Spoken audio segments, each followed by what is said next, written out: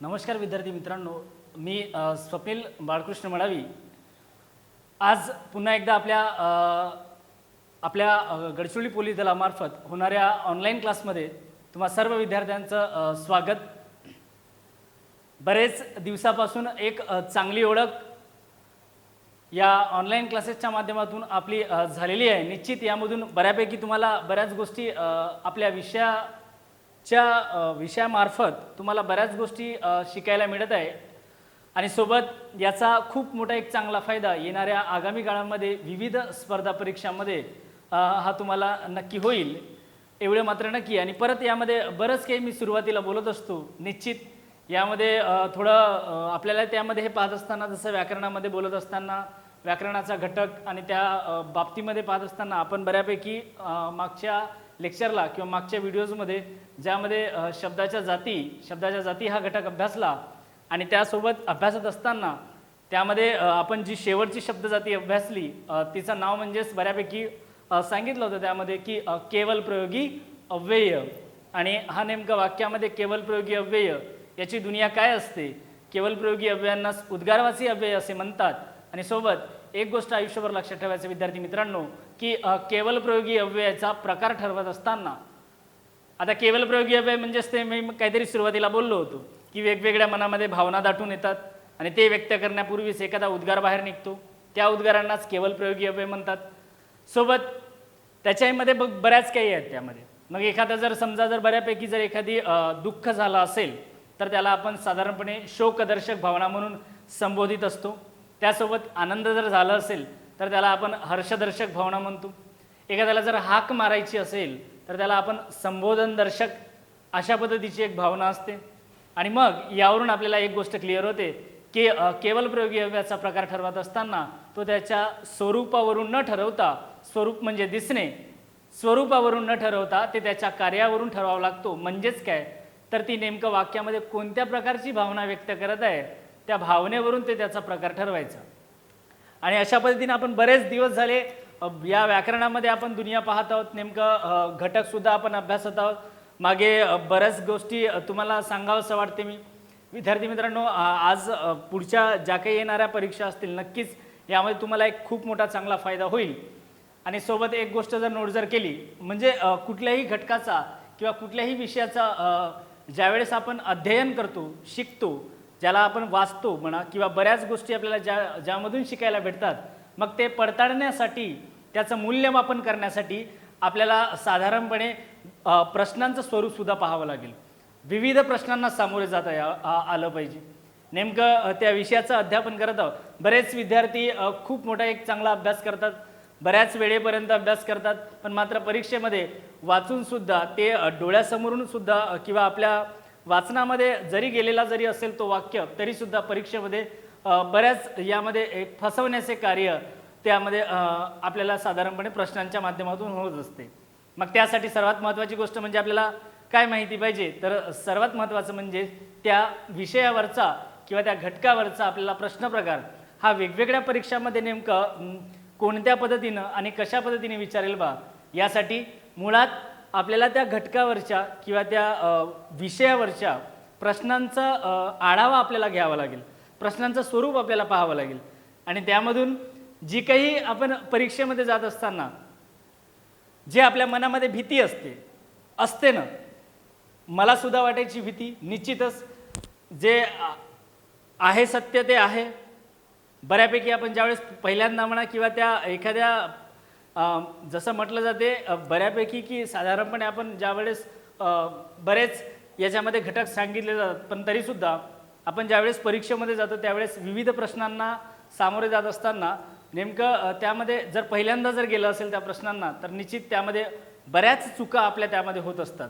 मग या चुकांचं आपल्याला त्यामध्ये सत्य पडताळून त्या चुकांमध्ये येणाऱ्या ज्या काही अडचणी असतील त्या पुढच्या परीक्षांमध्ये किंवा पुढे विचारला जाणारा प्रश्न हे आपल्याला न चुकता एक नक्कीच चांगली मोठी एक पोस्ट घेऊन नक्की एक बाहेर पडू, याच्यासाठी आपल्याला त्या विषयाचं विविध विषयाचं प्रश्नसंच किंवा प्रश्नांचा आढावा घेणं खूप महत्त्वाचं आहे। ज्यामध्ये मागच्या लेक्चरला आपण केवल प्रयोगी अव्ययानंतर लगेच बऱ्यापैकी मला वाटते 7 ते 8 प्रश्न मी तुमच्यासमोर प्रेझेंट केलं होतं. त्यामध्ये निश्चित तुम्हाला काही अडचण आलेली नसेल.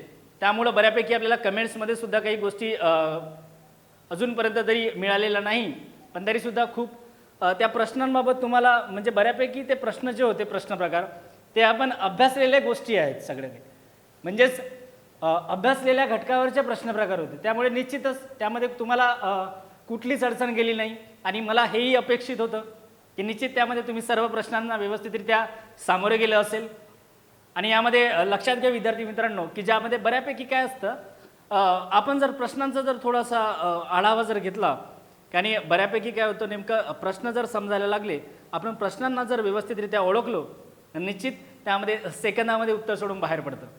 आणि म्हणूनच जे आपण मी मागे बोललो होतो की लगेच आपण एक नवा घटक वगैरे शिकणार आहोत व्याकरणामध्ये, पण सोबत जेवढं काही आपण आत्तापर्यंत सोबत भाषेचं स्वरूपापासून त्यासोबत वर्णविचार आणि सोबत शेवटचा टप्पा म्हणजेच आपला शब्दविचार नावाचा घटक अभ्यासत असताना मग त्यामधले येणारे प्रश्न प्रकार नेमकं आयोग कोणत्या पद्धतीने विचारतो बा.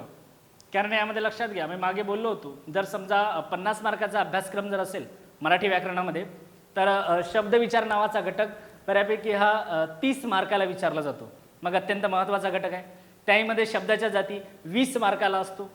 जर 50 मार्काचा अभ्यासक्रम असेल तर अभ्यासक्रम तोच असतो. MPSCला वगैरे बऱ्यापैकी ते घटक त्या पद्धतीनं आयोग विचारला जाते. तुम्ही जर इकडं साधारणपणे पोलीस भरतीला वगैरे जर आलं तर बऱ्यापैकी 3-4 मार्काला म्हणा किंवा 5-10 मार्काला तो आपल्याला परीक्षामध्ये विविध परीक्षामध्ये सापडलेला आढळेल किंवा विविध परीक्षेमध्ये आपल्याला पाहायला भेटेल. तर नक्की या प्रश्नांवरती आपल्याला बोलायचं आहे.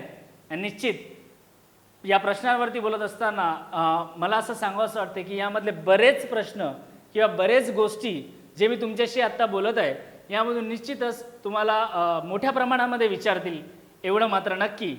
आणि असं ठामपणे सांगतो बरं मी, याचा बरेच काही गोष्टी आहेत त्यामध्ये. असे काही जे प्रश्न असतील त्या प्रश्न विचारला असेल एकच, पण त्या एक प्रश्नामध्ये तुम्हाला त्या प्रश्नांमधून 4 प्रश्नांची उत्तरं माहीत होतील. आणि असे 4 प्रश्न माहिती होतील तर बऱ्यापैकी आपण जे काही आपण प्रश्न प्रकार किंवा प्रश्नसंच यांचा आढावा घेऊ निश्चित तुम्हाला त्याचा एक खूप मोठा एक चांगला फायदा होईल.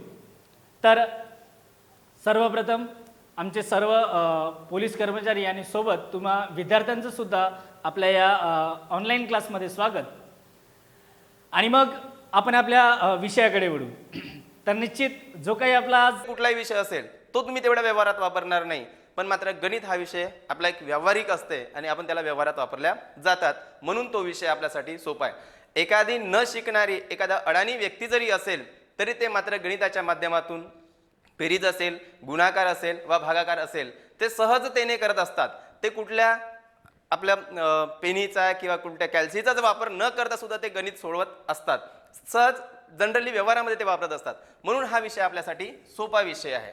मग याला कठीण समजून चालणार नाही.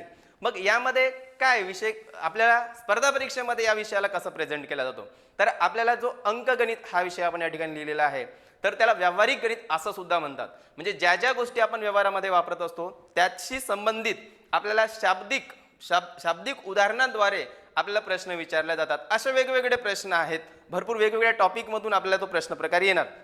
जसं मी तुम्हाला पहिला टॉपिक घेतलेला आहे संख्या. या संख्याचा संबंध म्हणजे संख्या आणि अंक ह्या 2 गोष्टी सुद्धा सुरुवातीला आपल्याला समजून घेणे आवश्यक आहे. संख्या आणि अंक, कारण यांच्याच भोवती हा संपूर्ण गणित फिरत असतो. अंक काय आहे आणि संख्या काय आहे, मग याच्यावर सुद्धा आपल्याला शाब्दिक पद्धतीने प्रश्न प्रकार असतात, ते मी तुम्हाला घेणार आहे. मग याच्यानंतर हा संख्या आणि अंकांचा अभ्यास केल्यानंतर याच्यात वेगवेगळ्या प्रकारच्या संख्या आहेत.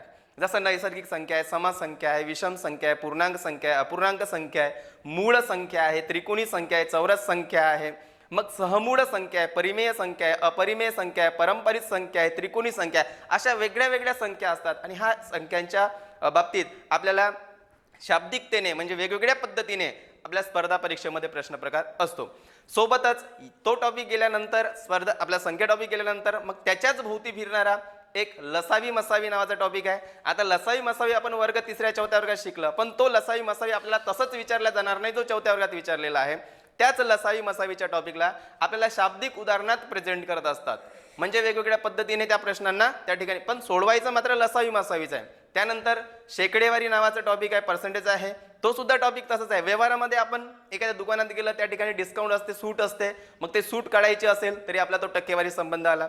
एखाद्या व्यवहारात गेला, एखादा व्यवहार करताना आपल्याला कधी नफा होतो म्हणजे फायदा होतो, तर कधी तोटा होतो, नुकसान होतो, तर हा सुद्धा व्यवहार आहे. म्हणून नफा तोटा नावाचा टॉपिक सुद्धा आपल्याला या गणित विषयामध्ये आलेला आहे.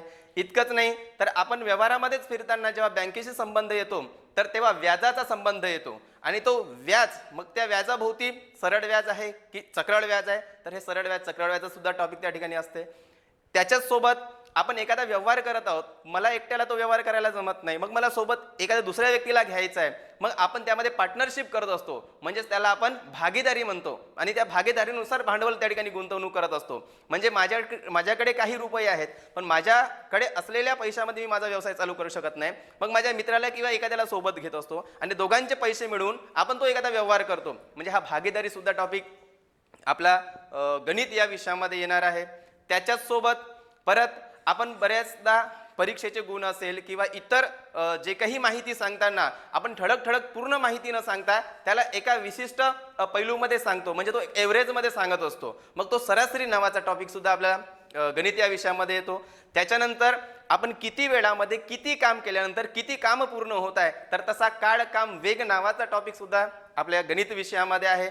सोबतच अंतर आहे, म्हणजे आपण किती अंतर किती वेळामध्ये पार करू शकतो, म्हणजे आपल्या गाडीचा वेग किती असायला पाहिजे, असं अंतर वेग वेळ, ज्याला आपण रेल्वेवरचे प्रश्न म्हणतो. बोटीवरचे प्रश्न आहे, पाण्यामध्ये बोट आहे, मग रेल्वे सरळ दिशेने जात आहे, एकमेकांना क्रॉस होता, असे वेगवेगळे प्रश्न त्या रेल्वेवर सुद्धा विचारले जातात. तो सुद्धा आपला गणिताशी संबंध येणारा आहे. त्याच्यानंतर आपलं वय आहे, तर या वयावर सुद्धा वेगवेगळ्या पद्धतीचे प्रश्न विचारले जातात. म्हणजे माझ्या वयाची तुलना, म्हणजे वडिलाच्या वयाची तुलना मुलाच्या वयाशी, मुलाच्या वयाची तुलना वडिलाशी, म्हणजे एकमेकांच्या वयाची तुलना करून काही वर्षापूर्वीचे वय, काही वर्षाच्या आधीचे वय किंवा आजचे वय, अशा वयाशी संबंधित सुद्धा प्रश्न प्रकार या गणित विषयामध्ये विचारल्या जातात. आता बघा, हा सगळा म्हणजे जो टॉपिक आहे, मी तुम्हाला टॉपिक त्या गणित विषय, आणि हे सगळेच जे मी काही बोललेले टॉपिक आहे हे सगळेच व्यवहारामध्ये उपयोगात येणारे आहेत, म्हणूनच याला व्यावहारिक गणित असंही म्हणतात. आणि हा व्यवहारात येणारा गणित असल्यामुळे आपल्याला स्पर्धा परीक्षेला तितकंच महत्त्वाचं आहे. तर ओके मित्रांनो, तर एक टॉपिक आपण तसं पुढे घेऊ, पण सुरुवात आपण मात्र हा संख्याने करू. संख्याचा परिचय म्हणजे कुठल्याही विषयामध्ये जाताना त्याचा परिचय, त्याची सुरुवात अगदी बेसिक आणि साधा आणि सोपा असा टॉपिक आहे संख्या. मग हा संख्या कशा तयार होतात, संख्याची सुरुवात कुठून होतो, तर याचा आपण थोडासा अभ्यास करू. तर आपल्याला मित्रांनो अंक माहिती आहेत. आपण अंकामध्ये आपण सांगत असतो 1 2 3 4 5 6 7 8 आणि 9, आणि जेव्हा आपण या ठिकाणी 0 हा सुद्धा एक अंक म्हणून घेत असतो. आणि हे सगळे अंक आहेत, या 10 अंकांचा वापर करून आपण संख्या तयार करत असतो. याचा अर्थ असा नाही 0 किंवा 1 2 हे जे अंक आहेत म्हणजे ती संख्या नाही असं नाही. जसं 1 हा अंक आहे आणि 1 ही संख्या सुद्धा आहे, तर 2 हा सुद्धा एक अंक आहे आणि ती संख्या सुद्धा आहे. जसं मी 2 च्या ऐवजी जर मी या ठिकाणी 21 जर लिहिलं तर 21 ही एक संख्या आहे, पण अंक मात्र यामध्ये 2 आलेले आहेत. यामध्ये अंक किती, तर 2, आणि संख्या मात्र किती आहे, 1. मग यालाच जर मी या ठिकाणी 211 असं जर लिहिलं असतं तर या ठिकाणी 211 ही एकच संख्या आहे, संख्या मात्र एकच आहे, पण अंक मात्र यामध्ये 3, म्हणजे या 3 अंकांपासून तयार झालेली एक संख्या. तर हा छोटासा एक फरक यामध्ये संख्या आणि अंकातला आहे. आणि या वेगवेगळ्या अंकांचा वापर करून आपण खूप साऱ्या संख्या लिहू शकतो, आणि मग त्यानुसार त्याचे प्रकार पडलेले आहेत. जसं मी आता बोललो, नैसर्गिक असेल, सम असेल, विषम असेल, त्रिकोणी असेल, चौरस असेल, हा वेगवेगळ्या संख्या आहे, आणि त्याच्याशी पर्टिक्युलर मग वेगवेगळा प्रश्न प्रकार सुद्धा आपल्याला विचारलेला आहे. आता बघा, आता एक छोटासा आपण उदाहरणाद्वारे आपण कारण गणित विषय म्हटल्यानंतर त्याला उदाहरण घेणे हे फार महत्त्वाचं आहे, आणि उदाहरणाद्वारेच त्याला समजून घ्यावा लागतो. आता प्रश्न कसे विचारतात आपण सुरुवात करू. जसं मी तुम्हाला एक छोटासा अंकावरचा प्रश्न विचारतो, एक अंकांवरचा, संख्यांवरचे सुद्धा वेगवेगळे प्रश्न घेणार आहोत, पण एक अंकांवरचा प्रश्न आपण या ठिकाणी घेऊ. तर तो अंकांवरचा प्रश्न हा कसा असेल, जसं मी तुम्हाला जर म्हटलं 1 ते 100 मध्ये अंक किती, हा सर्वसाधारण प्रश्न झाला, अगदी साधा प्रश्न झाला. किंवा मी तुम्हाला असंही विचारू शकतो 1 ते 150 मध्ये अंक किती, हा अगदी साध्या पद्धतीने प्रश्न झालेला आहे, पण याच प्रश्नाला थोड्या वेगळ्या पद्धतीने विचारल्या जातात आपल्या स्पर्धा परीक्षेमध्ये. मग तो बघा उत्तर तेच असेल, सोडवण्याची मेथड ही तेच असेल, फक्त विचारण्याचा प्रकार मात्र थोडा वेगळा असेल. हा 1 ते 100 मध्ये जे अंक आहेत, अंक किती, याला तर आपण सोडवणारच आहोत की त्याच्यात अंक किती आहे, पण त्या प्रश्नाला कशा पद्धतीने विचारलं जातं त्याला थोडक्यात सांगतो मी. एका मुद्रकाने आपल्या या टाईपचं उदाहरण असेल, जर तुमच्याकडे नोटबुक वगैरे असेल तर तुम्ही नोट सुद्धा करू शकता, मी थोडं हळूच सांगणार आहे. एका मुद्रकाने एक 100 पुष्टाचे पुस्तक तयार करायचे ठरवले. बघा प्रश्न असा असेल की एका मुद्रकाने 100 पुष्टाचे पुस्तक तयार करायचे ठरवले आणि त्यांनी प्रत्येकी पुष्टाला क्रमांक द्यायचे ठरवले. मग त्यानुसार त्याला एकूण किती खिळे वापरावे लागेल. बघा प्रश्न काय असेल तर त्याला एकूण किती खिळे वापरावं लागेल. आता एकूण किती खिळे वापरावं लागेल म्हणजे मुद्रक माहिती आपल्याला, त्याला आपण मुद्रणालय असते, टाईपरायटर आपण साध्या भाषेत जर घेतलं की टाईपरायटर असतो आणि त्या टाईपरायटरमध्ये आपल्याला जर किंवा आता संगणकाच्या माध्यमातून आपण टायपिंग करत असतो तर 1 ते 100 मध्ये आपल्याला अंक एका पुस्तकाला नंबर द्यायचे आहे. म्हणजे पहिल्या पेजला आपण 1 देणार, दुसऱ्या पेजला 2 नंबर देणार, तिसऱ्या पेजला 3 नंबर देणार. यानुसार आपल्याला 100 क्रमांक द्यायचे आहे, कारण 100 पुष्टाचं पुस्तक म्हणजे 100 आपल्याला क्रमांक द्यायचे आहेत. मग त्यामध्ये किती खिळ्यांचा वापर करावा लागेल. जसं आपण 1 पासून तर 9 पर्यंत जेव्हा जात आहोत मग तेव्हा टाईपरायटरमध्ये आपण बघतो तर एक लिहायसाठी आपल्याला एकच खिळ्याचा वापर करावा लागेल, 2 लिहायसाठी एकच खिळ्याचा वापर करावा लागेल, 2 लिहायचं असेल तर असं 3 म्हणजे आपल्याला असं 9 पर्यंत जेव्हा जातो आपण फक्त 9च खिळ्यांचा वापर होईल. एकूण किती खिळ्याचा वापर होणार तर 9. मग जेव्हा आपण 10 लिहायचं असेल मग 10 लिहिताना मात्र आपल्याला 2 खिळ्यांचा वापर करावा लागेल. कारण की मी एकदाच त्या ठिकाणी टाईपरायटरवर 10 लिहिलेले नसतात. तुम्हाला अगोदर 1 टाईप करावं लागेल आणि नंतर 0 टाईप करावं लागेल. म्हणजे यानुसार तुम्ही 2 खिळे वापरले. 11 लिहायचं असेल तरीही 2 खिळ्यांचा वापर केले. 12 लिहायचा आहे, 13 लिहायचा आहे, म्हणजे या पद्धतीने तुम्ही जेव्हा लिहत चालले किंवा त्याला क्रमांक जेव्हा देत आहेत, 13 लिहायचं जरी असेल तर 2 खिळे वापरले. म्हणजे एकूण तुम्ही 99 पर्यंत जेव्हा जाणार, 10 पासून तर 99 पर्यंत जेव्हा जाणार, प्रत्येक संख्येसाठी तुम्ही 2-2 अंक वापरत आहेत. म्हणजे याचाच अर्थ 2 खिळे वापरत आहेत. बघा हा शाब्दिक पद्धतीने विचारलेला प्रश्न होता. आणि जेव्हा तुम्हाला 100 लिहायचं होतं किंवा 100 पुष्टाला क्रमांक द्यायचं होतं तर त्या ठिकाणी तुम्ही मात्र 3 खिळ्यांचा वापर केले. कारण सुरुवातीला 1 अंकासाठी 1 खिळा, नंतर 0 साठी परत 1 खिळा जो आपण टाईप करतो आणि नंतर परत 0 साठी परत एकदा त्याला टाईप केलं. म्हणजे अशा 3 खिळ्यांचा वापर आपण त्या ठिकाणी केला. म्हणजे एकूण या प्रश्नाला साध्या पद्धतीने सांगायचं झाल्यास कसं होईल, 1 ते 100 मध्ये एकूण अंक किती. बघा प्रश्न असाच आहे. प्रश्न तो काय आहे, 1 ते 100 मध्ये एकूण अंक किती. पण आपल्याला अंक किती हा असा प्रश्न न विचारता आपल्याला प्रश्न कशा पद्धतीने विचारलेला आहे की एका मुद्रकाने 100 पुष्टाचं पुस्तक तयार करायचं ठरवलं तर त्याला किती खिळ्यांचा वापर करावा लागेल. प्रश्न या पद्धतीने विचारला आणि स्पर्धा परीक्षेला प्रश्न हे याच पद्धतीने विचारला जातात. तर मग यानुसार जर आपण लक्षात घेतलं तर प्रश्न का सोडवणे. जसं 1 पासून तर 9 पर्यंत गेले, एकूण लागले तुम्हाला 9 खिळे. 10 पासून 99 पर्यंत गेले, प्रत्येक संख्येला 2 प्रत्येक संख्येत 2 अंक. याप्रमाणे 10 पासून 99 पर्यंत एकूण संख्या होणार तुमच्या 90. म्हणजे प्रत्येक ठिकाणी 2 म्हणजे एकूण होणार 180 खिळे. आणि त्याच्यानंतर 100 लिहिताना तुम्हाला 3 खिळ्यांचा वापर म्हणजे एकूण 3. म्हणजे हे 9, 180 आणि 3 याला सगळ्यांना आपण प्लस करू. प्लस केल्यानंतर आपल्याला इकडे मिळेल 192 खिळ्यांचा वापर करावा लागेल. म्हणजेच 1 ते 100 मध्ये एकूण अंक किती असेल तर 192. हा सगळ्यांना आपल्याला प्लस करायचा आहे. हा झाला आपला एक अंकावरचा प्रश्न. तर मित्रांनो याच पद्धतीचे वेगळे वेगळे प्रश्न अंकांवर विचारून जात असतात. तर परत आपण त्याच्या एक पुढील प्रश्न घेऊ याच पद्धतीचा. जसा एक साधा प्रश्न घेतो मी तुम्हाला.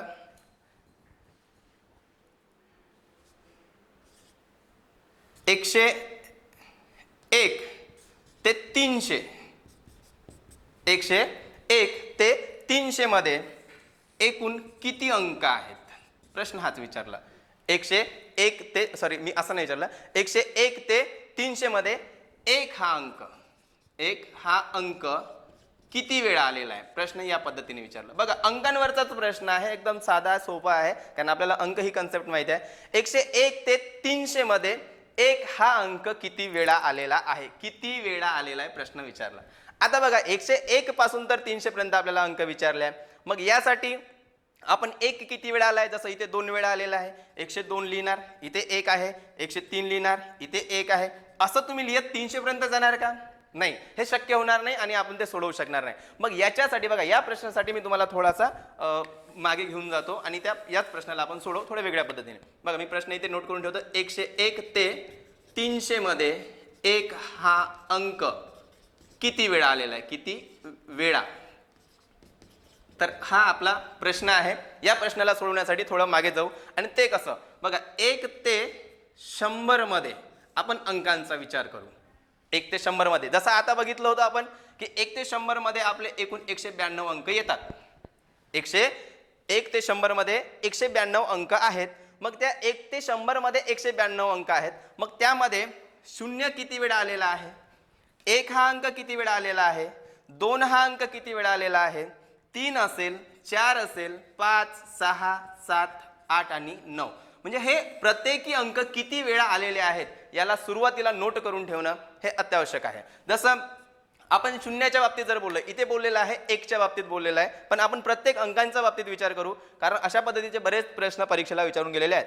जसं 1 ते 100 मध्ये 0 किती वेळा आलेला आहे, तर आपण या ठिकाणी 1 ते 100 मध्ये जर तुम्ही लिहिले, त्याला जर बघितले तर तुमच्या लक्षात येईल 11 वेळा आलेला आहे. किती वेळा आलेला आहे, तर 11 वेळा. मग आता बघा, प्रश्न इथेच थांबत नाही, याच्याही पुढे जाऊन प्रश्न विचारतो. 1 ते 100 मध्ये 0 किती वेळा आहे, तर 11 वेळा आहे. आणि प्रश्न तुम्हाला असं विचारलं की 0 किती संख्येमध्ये आहे, तर त्या ठिकाणी संख्या असणार 10. संख्या किती आहे, 10 संख्यामध्ये असणार. प्रश्न इथेच थांबत नाही, प्रश्न परत पुढे जातो. 1 ते 100 मध्ये 0 हा अंक एकदाच आलेला आहे अशा संख्या किती, तर त्या आहेत 9.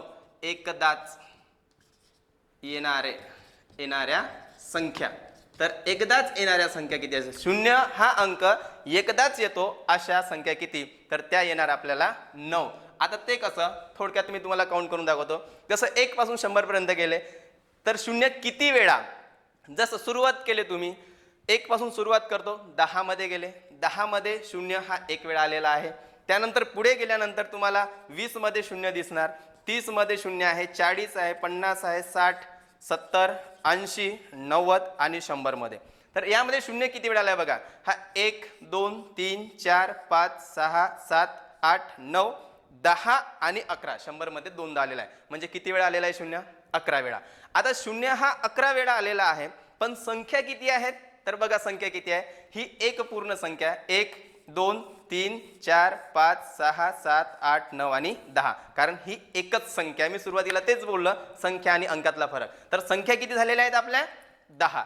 मग 9 काय आहे, 9 एकदाच येणाऱ्या संख्या किती. मग 0 हा अंक एकदाच आला पाहिजे अशा संख्या किती, तर बघा 10 मध्ये 0 एकदाच आहे, 20 मध्ये सुद्धा 0 एकदाच आहे, 30 मध्ये, 40, 50, 60, 70, 80, 90 हे एकदाच आलेला आहे. पण 100चा विचार केले तर 100 मध्ये मात्र 0 2दा आलेला आहे. म्हणून 100 कट होतील आणि बाकी उर्वरित संख्या किती आहेत, तर 9. म्हणजे 0 एकदाच आल्या अशा संख्या किती असणार, 9. कारण 100 मध्ये विचार केल्यानंतर 0 2दा आहे, म्हणून आपण याला मोजणार नाही. मग इतर एकदाच आलेला आहे 0 अशा संख्या किती होणार, 9. तर जसं आपण हा 0च्या बाबतीत विचार केला, तसंच प्रत्येक अंकाच्या बाबतीत आपल्याला विचार करून ठेवायला पाहिजे.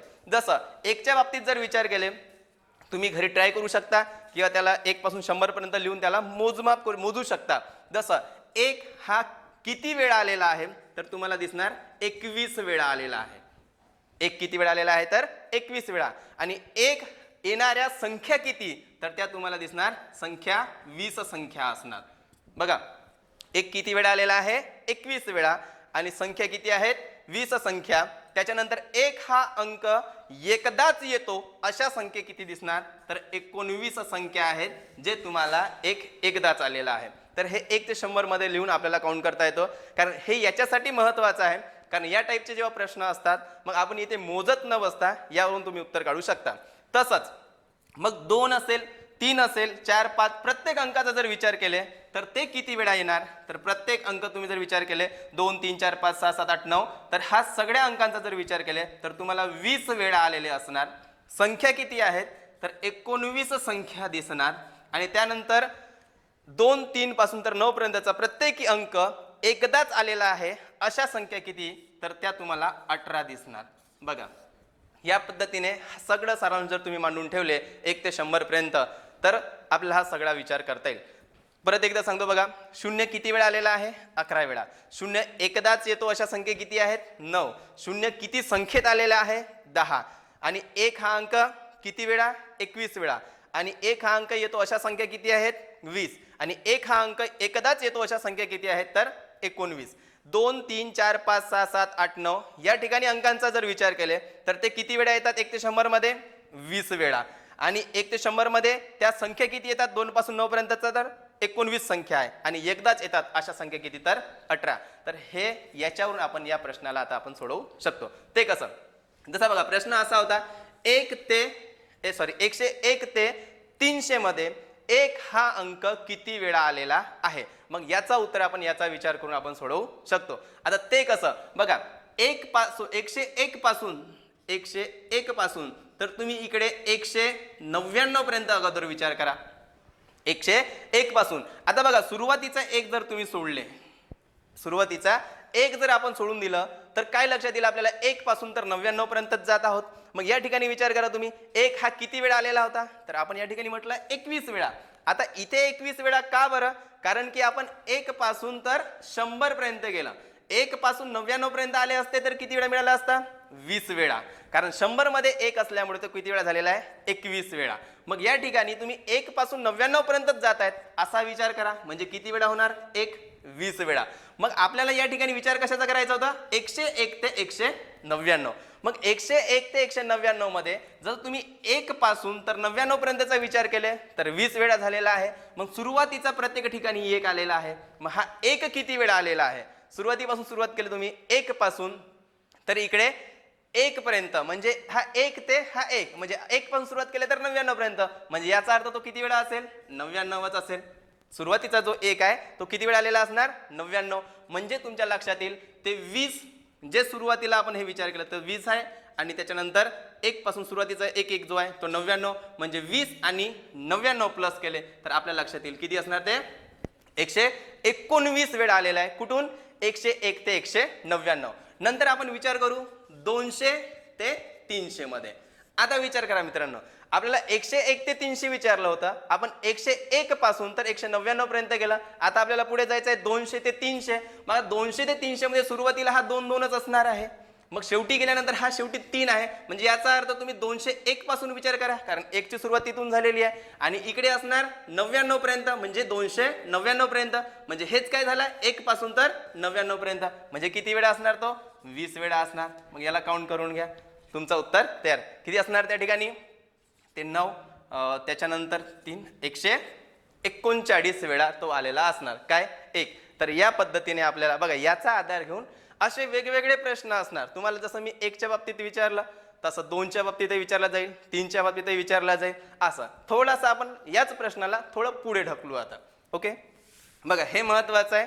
शक्य होत असेल तर तुमच्याकडे जर नोटबुक असेल तर लिहत चला, कारण गणित हा विषय वाचणारा विषय नाही आहे. परत एकदा तुम्हाला सांगत आहे, गणित हा विषय प्रॅक्टिकली करावा लागते. आपल्याला त्याचा सराव करावा लागतो. त्याच्याशिवाय आपल्याला उत्तर मिळणार नाही. जसं पुढचा एक प्रश्न घेतो मी. 201 ते 400 मध्ये 201 ते 400 मध्ये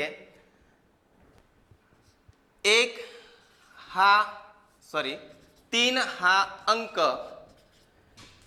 1 या अंकापेक्षा कितीने जास्त आहे? बघा प्रश्न असा आहे, 201 ते 400 मध्ये 3 हा अंक 1 या अंकापेक्षा कितीने जास्त आहे. म्हणजे याचा अर्थ आपल्याला 3 हा अंक किती वेळा येतो हे ठरवावं लागेल, आणि 1 हा अंक किती वेळा येतो तेही ठरवावं लागेल, कारण प्रश्नाला थोडं पुढे ढकललेलं आहे. मग त्यानुसार आपण तेच जसा याच्या अगोदर सोडवलं त्यानुसारच विचार करू. हे थोडा मिटवून घेतो मी. ओके, जसं बघा 201 ते 400 मध्ये विचार केलेला आहे. मग तुम्ही 3 या अंकाचा विचार करा.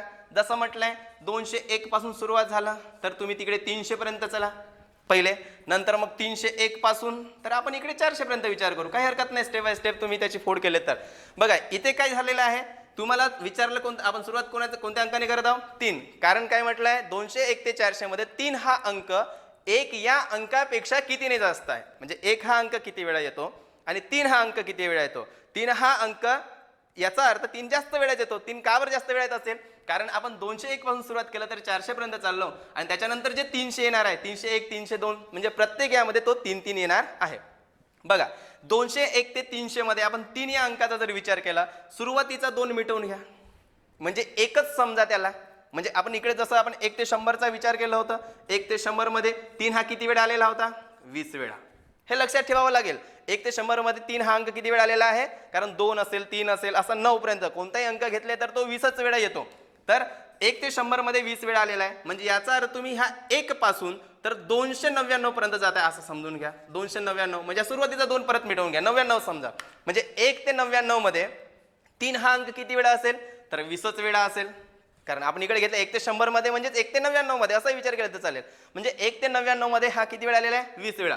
पण आपल्याला हा 201 ते 299चा विचार केला कारण की आपल्याला परत 300 आहे आणि जर तुम्ही इकडे 300चा विचार केले तर शेवटी परत 3 येत आहे. म्हणजे याचा अर्थ काय झालेला आहे? इथे शेवटी 3 आलेला म्हणजे सुरुवातीला 2-2च आहे पण लास्ट मध्ये गेले तर इकडे 3 आहे म्हणजे तो 3 परत प्लस होईल म्हणजे 1 म्हणजे तो किती वेळा झालेला आहे? 201 ते 300 मध्ये 21 वेळा झालेला आहे. आणि त्याच्यानंतर 301 पासून सुरुवात केली, तुम्हाला 400 पर्यंत जायचं आहे. आता परत तुम्ही तो विचार करा, सुरुवातीला 3 नाही असं समजा म्हणजे इकडे तुम्ही 399 पर्यंत, 400 आहे ना, तुम्ही 399चा विचार करा. मग तुम्ही 399चा हा सुरुवातीचा 3 परत काढून घ्या म्हणजे 1 ते 99 पर्यंत विचार केले म्हणजे किती वेळा होणार? तो 20 वेळा. मग हा सुरुवातीचा 3 मात्र प्रत्येक वेळी आलेला आहे कारण आपल्याला 400 पर्यंत आहे आणि 3 विचारला आहे तर म्हणजे ह्याचा अर्थ काय आपल्याला विचार करायची गरजच नाही.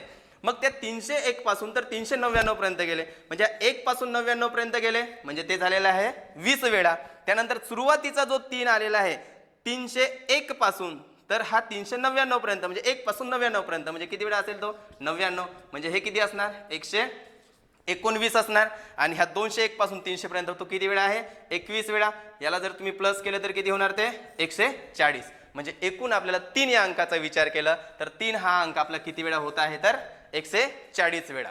ओके, आता बघा 201 पासून तर 400 पर्यंत 3 हा अंक किती वेळा आलेला आहे? तर 140 वेळा. कसा? कारण 201 पासून आपण 300चा विचार केला, आता तो 21 वेळा का बरं झालेला आहे? कारण की 201 आपण 1 पासून सुरुवात केलं कारण 201 202 203 सुरुवातीचा 2 तर कायमच राहणार आहे. मग 299 पर्यंत जात होते तेव्हा तो 20 वेळा झाला असता पण मात्र 300 मध्ये गेले, शेवटचा 3 आहे म्हणून तो 21 वेळा झालेला आहे. आणि 301 पासून तुम्ही सुरुवात केली 399 पर्यंत जायचं आहे आपल्याला 400 पर्यंत पण इथे 400 मध्ये 3 हा अंक नाहीच. मग तो 301 पासून तुम्ही 399 पर्यंत विचार केले म्हणजे हा 301 पासून 99 पर्यंत विचार केले तर ते 20च होणार. ओके, आणि सुरुवातीचे जे तो 3 आलेला आहे 301 3 म्हणजे असं 399 पर्यंत तर तो किती वेळा असेल? 99 पर्यंतच असणार. म्हणजे 20 आणि हे 99 म्हणजे आपल्याला किती झालं? ते 119 आणि हे 201 ते 300 मध्ये 21 वेळा म्हणजे एकूण किती वेळा झालेला आहे? 140 वेळा. बघा मी समजावून सांगताना हे वेळ लागत आहे पण आपल्याला खूप स्पीडली घ्यायचं येते कारण इतका वेळ आपण त्या गणिताला द्यायचा नाही, फास्ट सोडवायचा आहे. ओके, त्यानंतर बघा आता जसं आपण या 3 या अंकाचा विचार केला तसंच आपण हा 1 या अंकाचा विचार करू. आणि 1 बघा काय म्हटलंय? 3 हा अंक 1 या अंकापेक्षा कितीने जास्त आहे म्हणजे 3 हा अंक 140 वेळा आलेला आहे. मग विचार करायचा आहे 1 हा अंक किती वेळा आलेला आहे? साधा आहे. बघा तुम्ही आता 201 पासून सुरुवात केली तर तुम्ही 300 पर्यंत जाणार आहात म्हणजे याचा अर्थ काय होईल? हा सुरुवातीला 2-2-2-2च राहणार आहे नंतर मग शेवटी 3 आहे. आपल्याला याचा विचार करायची गरज नाही. मग 1 पासून तर तुम्हाला कुठे जायचं आहे? 299 पर्यंत म्हणजे 1 पासून 99 पर्यंत याचाच अर्थ किती असणार? 20 वेळा. कारण जर आपण बघा इथे सुरुवातीला काय म्हटलं? 1 हा अंक 1 ते 100 मध्ये किती वेळा आहे? 21 वेळा. का? कारण 100 मध्ये 1 असल्यामुळे.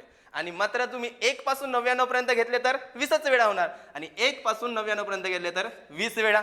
म्हणजे या ठिकाणी 201 पासून तर 299 पर्यंत 20 वेळा झालेला आहे. नंतर तुम्ही इकडे 300 पासून विचार करा 400 पर्यंत म्हणजे तुम्ही ह्या 300 पासून 400 पर्यंत विचार करताना इकडे तेच 1 2 असंच येणार आहे. 301 302 303 304 म्हणजे 1 पासून तर तुम्हाला कुठेपर्यंत आहे? 399 पर्यंत म्हणजे 1 पासून 99 पर्यंत म्हणजे किती वेळा होईल? 20 वेळा. म्हणजे प्लस 20 किती झाला? 40. म्हणजे 201 आणि 400 मध्ये 1 हा अंक किती वेळा आहे? 40 वेळा. 3 हा अंक किती आहे? 140 वेळा. म्हणजे 3 हा अंक 1 या अंकापेक्षा कितीने जास्त आहे? हे 140 वेळा 3 आहे आणि 40 वेळा 1 आलेला आहे. 140 मधून 40 मायनस करा म्हणजे कितीने जास्त असणार? 3. 100ने जास्त असणार. बघा या पद्धतीचं कॅल्क्युलेशन आपल्याला अंकांवर असते म्हणजे परत वेगवेगळ्या व्हेरायटीचे प्रश्न या अंकांवर विचारल्या जातात. तर मी तुम्हाला हे वेगवेगळ्या पद्धतीचा प्रश्न प्रकार घ्यायचा प्रयत्न करत आहे. ओके, कळलं असेल आणि तुम्ही नोट करत चला. म्हणजे या पद्धतीचं जसं मी एक उदाहरण घेतलं त्याच्यावरच आधारित तुम्ही वेगवेगळे उदाहरण सुद्धा घरी सोडून बघू शकता. ओके, त्यानंतर या अंकांवरच बघा मी सगळे हे जे काही प्रश्न आज घेणार आहे अंक आणि संख्यांचा विचार करून घेणार आहे. आता पुढे आपण अगदी छोटे प्रश्न असतात, साधे प्रश्न आहेत, त्याच्यावर सुद्धा आपण थोडा विचार करू, कारण बऱ्याचदा त्या प्रश्नांना सुद्धा विचारल्या जातात. जसं मी या ठिकाणी काही या संख्या मांडल्या आहेत. बरं, 4च संख्या वाढल्या. जसं बघा 8, 5, 3, 2 आणि हे प्रत्येक ठिकाणी कॉमा वापरला आहे म्हणजे ते प्रत्येकी अंक वेगवेगळे आहे. 8 आहे, 5 आहे, 3 आहे, 2 आहे. अगदी साधा आणि सोपा प्रश्न विचारून देतात, सहजतेने आणि साध्या पद्धतीने मार्क मिळतो आपल्याला की या अंकांपासून 8, 5, 3 आणि 2 या अंकांपासून जास्तीत जास्त किती संख्या तयार कराल, जास्तीत जास्त किती संख्या तयार कराल किंवा तयार होतील. प्रश्न असा विचारला जातो. 8, 5, 3, 2 या अंकांचा प्रत्येकी एकदाच वापर करून, प्रश्न बघा त्याच्यात नोट असेल तो, 8, 5, 3, 2 या अंकांचा प्रत्येकी एकदाच वापर करून तुम्ही जास्तीत जास्त किती संख्या तयार कराल. आता बघा जर तुम्ही संख्या तयार करायला गेले तर बराच वेळ जाईल. म्हणजे संख्या कशा तुम्ही 8, 5, 3, 2 एक संख्या झाली, 8, 3, 2, 5 अशी एक संख्या तयार होणार. परत तुम्ही ह्या संख्यांना अल्टरनेट करत चला 8, 2, 5, 3 असं वगैरे. पण हे अशा काही संख्या तयार करून बघायची गरज नाही. बिनधास्तपणे तुम्हाला सांगून देतो, काहीच करायचं नाही. अगदी साधा आणि सोपा प्रश्न आहे. जेवढे अंक आहेत तेवढे नंबर द्या. 1, 2, 3, 4 अंक किती आहेत? 4 अंक आहेत. जसं 8 हा एक अंक आहे, 5 हा एक अंक, 3, 4 म्हणजे अंक किती झाले एकूण? 4 अंक. म्हणजे असंच लिहून घ्यायचं 1, 2, 3, 4 आणि ह्या सगळ्यांचा गुणाकार करून घ्यायचा आणि तेवढ्या संख्या तयार होईल. चला गुणाकार करा.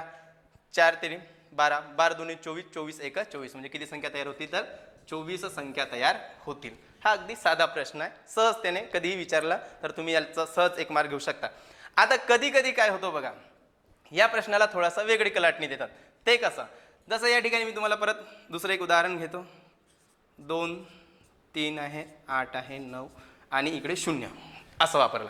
आता तुम्हाला प्रश्न विचारतात 2, 3, 8, 9 आणि 0 या अंकांचा प्रत्येकी एकदाच वापर करून जास्तीत जास्त, प्रश्न हाच असेल, जास्तीत जास्त किती संख्या तयार कराल. मग यावेळी आपण काय करणार? जसं या ठिकाणी सांगितलं होतं तसंच 1, 2, 3, 4, 5 जेवढे संख्या आहेत जेवढे अंक आहेत तेवढे क्रमांक दिले, प्रत्येकाचा गुणाकार केले. यांना गुणाकार केले, तुम्ही गुणाकार करून घ्या. 5 24, 20 30 60 आणि 60 दुने 120 आणि 120 एका 120 म्हणजे एकूण संख्या किती तयार होणार? 120. पण या ठिकाणी 0 आलेला आहे. शून्याची सुरुवात होऊन काही संख्या तयार होणार नाही. म्हणजे या ठिकाणी तुम्ही प्रत्येकी, जसं या ठिकाणी 0 नव्हता, तुम्ही संख्या तयार केल्या सरळ सरळ. बघा इथे जर दुसरा अंक असता तर सेम तुमच्या 120च संख्या तयार झाल्या. म्हणजे शून्याच्या ऐवजी जर 5 वगैरे असं काही असतात तर. पण मात्र या ठिकाणी 0 असल्यामुळे मात्र त्या 120 संख्या तयार होणार नाही. मग काय करायचं? अंक किती आहे तेवढे बघितले 5 आणि मग काय करा, जेवढे काही संख्या तयार झालेल्या आहे, जेवढे अंक आहे त्याच्याने त्याला भाग टाका. म्हणजे 5चा तुम्ही 120 मध्ये भाग टाका. चला भाग टाकून बघितल्यानंतर लक्षात येईल आपल्याला 5 2 10 इकडे 2 5 24 म्हणजे एकूण किती? 24 वेळा भाग गेलेला आहे. मग काय करायचं? हे जे 120 संख्या तयार झाले होते, म्हणजे जो 5चा भाग तुम्ही 120 मध्ये टाकल्यानंतर 24 जे काही संख्या तयार होणार ते मायनस होऊन जाणार. म्हणजे 24 यामधून मायनस करा. 24 मायनस केल्यानंतर आपल्याला इकडे 6 आणि इकडे 1 म्हणजे एकूण 9 म्हणजे एकूण किती? 96 संख्या राहतील 96. तर अशा पद्धतीने हा सुद्धा एक छोटासा प्रश्न आहे, छोटे छोटे प्रश्न आहे आणि हे अंकांवरच विचारलेले प्रश्न आहे. हे सुद्धा तुम्ही सहज